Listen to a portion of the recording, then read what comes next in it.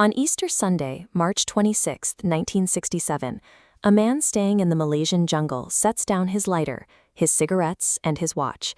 He walks out the door of his bungalow and never returns. The official explanation offered to the public was simple. A 61-year-old tourist decided to take an afternoon stroll through the dense terrain of the Cameron Highlands, lost his bearings in the thick fog, and succumbed to the elements. That 61-year-old was Jim Thompson. Known globally as the Silk King, he was a highly prominent, wealthy American expatriate who single-handedly revitalized the Thai silk industry. But men of Thompson's particular background do not simply lose their way, and a heavy smoker who always checks the time does not leave his watch and lighter on a table if he intends to be gone for long. The physical artifacts left in that room unravel the narrative of the wandering lost hiker. Before he traded in textiles, James H.W. Thompson handled covert intelligence. He served as a lieutenant colonel in the Office of Strategic Services, the direct predecessor to the CIA. He retained deep ties to the Thai political underground long after his official retirement. In the escalating tensions of the Cold War, Thompson was a vocal, persistent critic of United States military policy in Southeast Asia. Highly trained intelligence officers with combat survival training possess an acute spatial awareness. They are conditioned to navigate hostile environments, track their own movements, and secure their own extractions. Viewing March 26th as a civilian tragedy ignores the victim's training. To understand what happened in the Highlands, we have to examine the timeline as the sudden termination of a covert operative. This 1960s map of Tanorada tracks his final hours. At 14:30, Thompson finishes lunch at Moonlight Bungalow and retires indoors.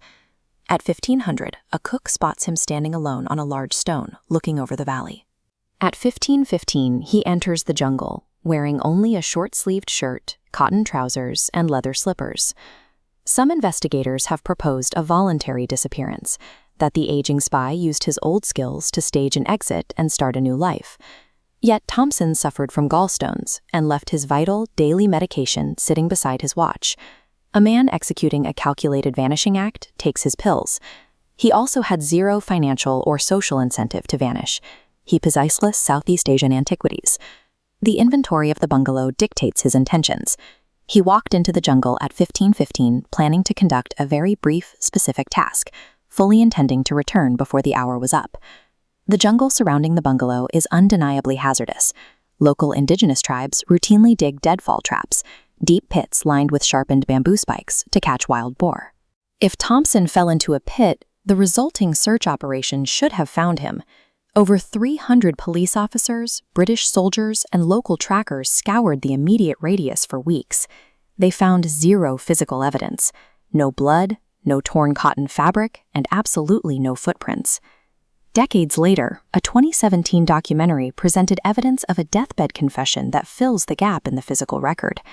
The confession points directly away from an accident and toward the Communist Party of Malaya, the CPM.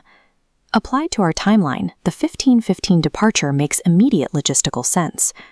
Thompson left his valuables on the desk because he was stepping out for a brief, clandestine rendezvous with CPM representatives operating in the Highlands.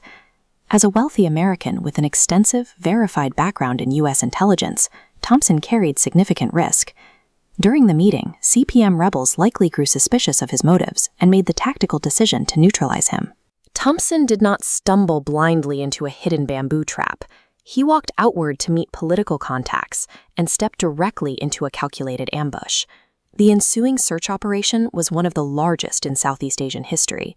Authorities brought in canine units, military helicopters, and even local mystics who lit firecrackers to ward off jungle spirits.